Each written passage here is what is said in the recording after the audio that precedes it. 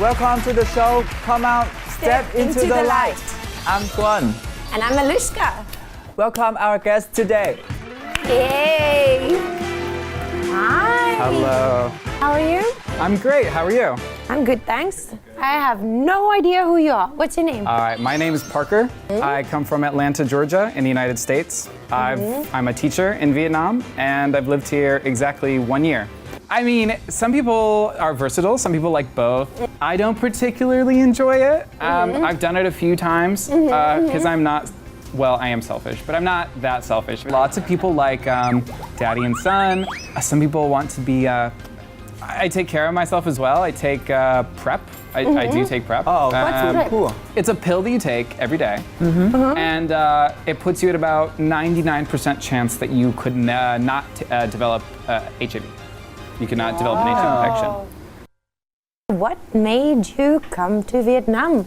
Well, previously I lived in China, but I chose to leave and I went to Thailand. And I quite like that as well. Very fun, lots of good beaches, lots of good weather. For whatever reason, I decided to leave that as well. And went back to America, thought I would try to get a normal 9-to-5 job. But I really enjoy teaching and I love living abroad. And I wanted to try Vietnam. And actually, it's been the best experience I've had living abroad, as well as the career that I've chosen and teaching and the wonderful students that I have. Hey, I've got another teacher here. Yeah, so many teachers. I love it. It's every day I wake up and I'm excited and I'm happy and I get to see these tiny little people who are also excited to see Teacher Parker. And I walk in the room and they're so cute.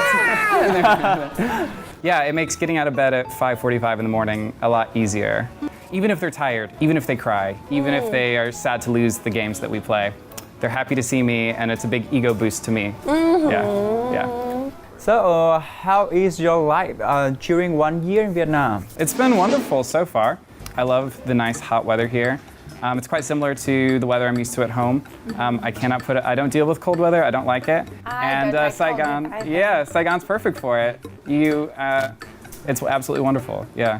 Have you been to any other cities in Vietnam? I spent 1 month in Hanoi, and I've done little trips here and there to Vung Tau, and I visited the Mekong Delta, and that was wonderful. But actually, I work quite a lot. So I still got lots of places I want to go in Vietnam, Sapa and Halong Bay and Da Nang and all the other places people want to go. But for now, I'm quite busy with my teaching schedule and just my life in Saigon. It's quite easy to have something to do all the time in Saigon. There's plenty of people and bars and restaurants and artistic activities and endeavors that you can get into. I feel that. Like, I feel Saigon is like just this pool of creativity, and if there's something that you enjoy, you can explore that thing here. Okay, I want to know about your childhood. When did you notice that you were different from the other boys? This is a great question. I think the earliest memory, I have two memories that really stick out. One, I remember watching a kids' TV network when I was a little boy, and they had advertisements for like toy trucks and sort of gendered toys, like toys for boys and toys for girls. And I remember, I suppose I had toy trucks and I enjoyed those things, but I also really interested in the dolls, and I remember asking my mother, can I get one of those? So I think that they just felt a little uncomfortable and they said, no, we're not gonna do that. And I also remember being from a religious family. We had Christmas play, I can't remember the word for it, but the Christmas play. And they said, what role do you want to play? Do you want to play Joseph or Mary or the baby Jesus, or what do you want to be? And I said, I want to be the archangel, right? Oh yeah. And angels are seen as being feminine. And maybe that's why I was attracted to it.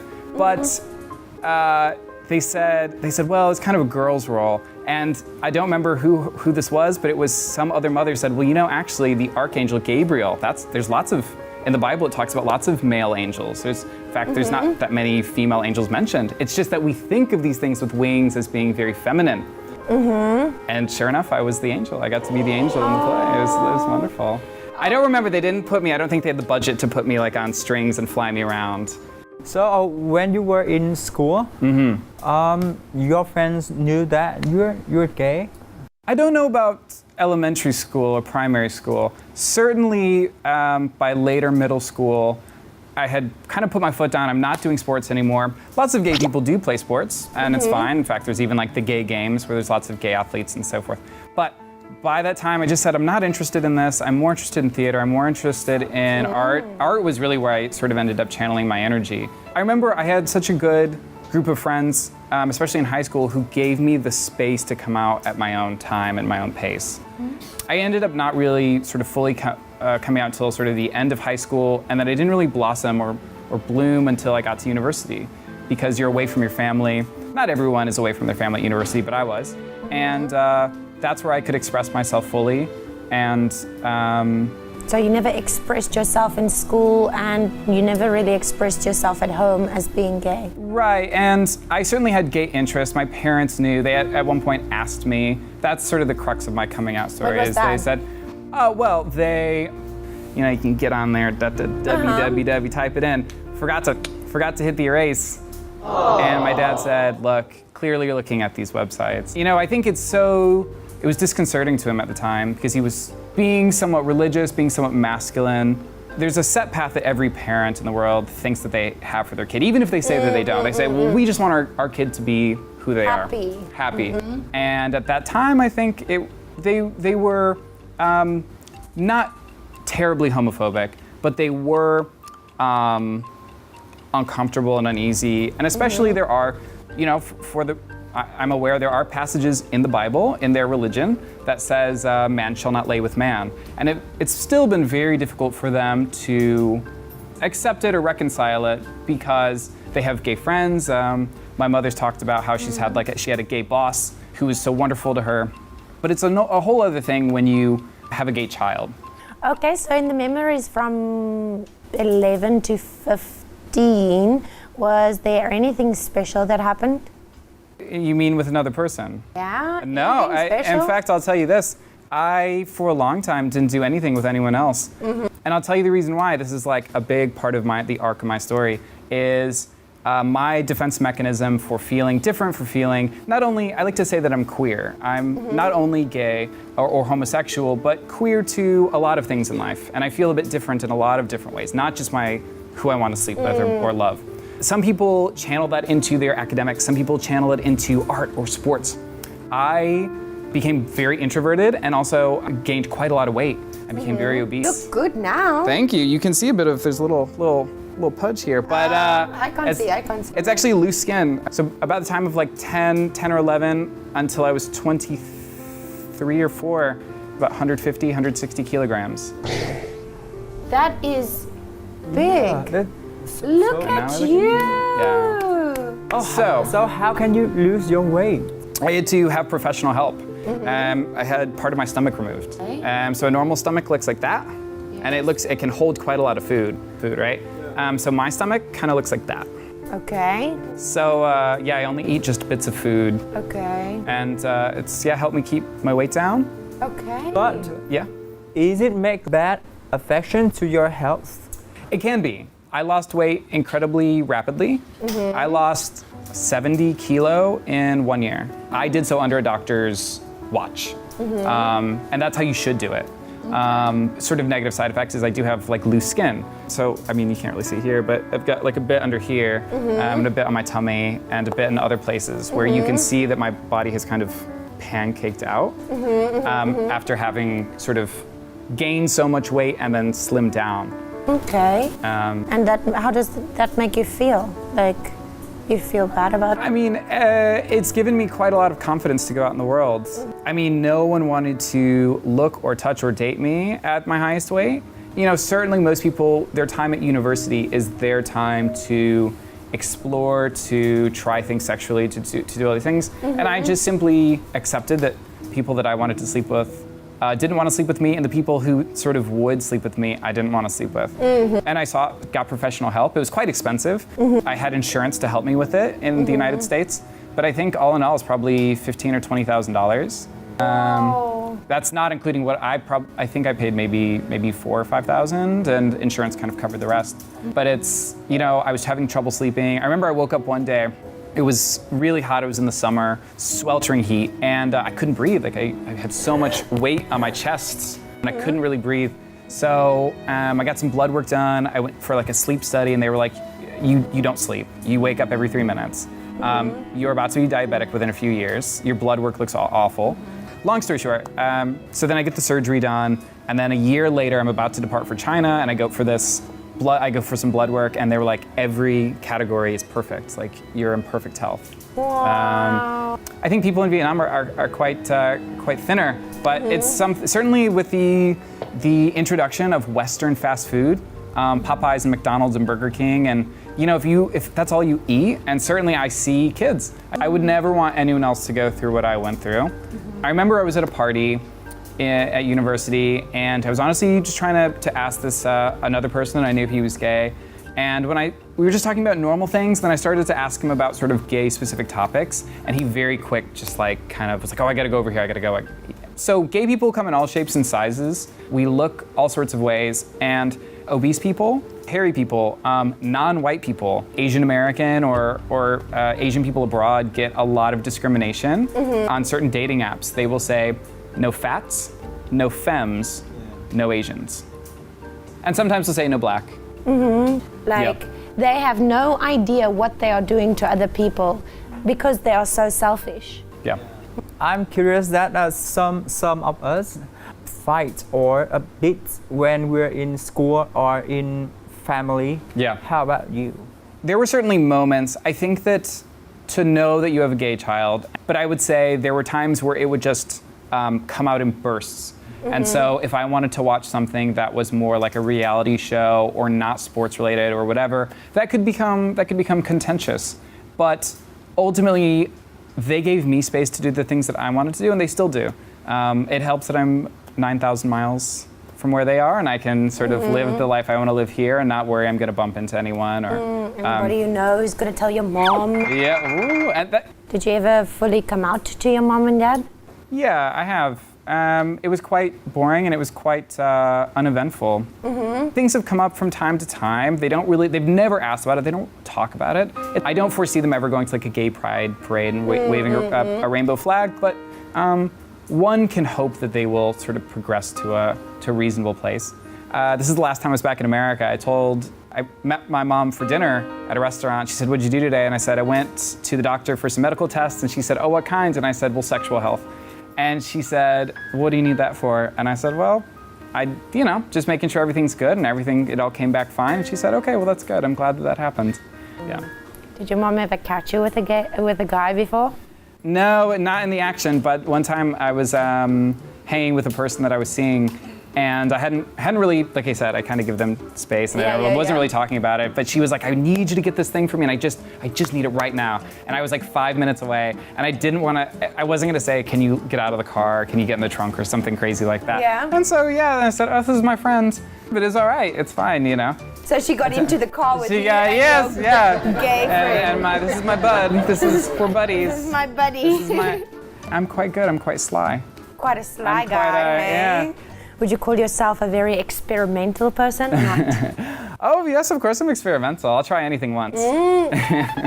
Okay. Okay, so when did you experience your first love?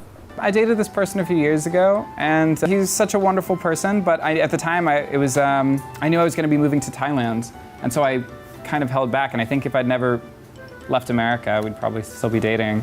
But so he was an American guy. He's an American. He's actually Cambodian American. His parents were like refugees. So you're very close to Cambodia at the moment. Have you ever experienced any Vietnamese? I've dated, yes, I've dated Vietnamese. I quite like it, yes.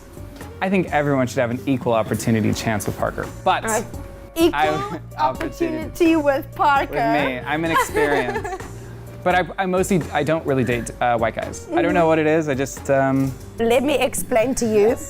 This is called yellow fever, okay? Have we got it? I have yellow fever, you have yellow fever, and this is the case where you experience love within the Asian community and you don't ever want to go back. So you stay within the Asian community. Oh, sure, yeah. The Vietnamese are wonderful. I probably had the best success with Viet Q. Viet Q? Guys who've come who've... Do you understand the word Viet Q? Yeah, Việt kiều means Vietnamese overseas. Yeah, Vietnamese that's overseas. Yeah. I just want to ask about your. I'm gonna give him the hard questions now because I'm always asking the personal questions. You're like a open-minded guy. And how about your sex life? I don't bottom. I refuse to bottom. He's never at the bottom. Saigon's bottoms, hit me up. I mean, some people are versatile. Some people like both. Some people like. I mean, there's all sorts of things you can do. You can like. I don't particularly enjoy it. I've done it a few times because I'm not. Well, I am selfish, but I'm not that selfish. If it's someone I really. Of course, and if you it's want to have a good relationship with them. Yeah, and not every. I mean. You know, you find someone, and I think you should just find someone and not worry if they're a top or a bottom or versatile. Make it work and do what they want, and that's what I would say. But I think that is not such selfish because you can choose what makes you feel comfortable. Yeah, that's really not selfish at all. Yeah, I'll try anything once, mostly. As long as it's not too painful or causing harm. I don't want to go to the hospital, I'll put it that way. Oh, so have you heard of BDSM? Of course. And BDSM is more of like Alaska. Sorry. I'll do anything once. Put it that way. Myself too. I mean, Some people I've also like- done some BDSM. Yeah, some people like it. Lots of people like daddy and son. Some people want to be...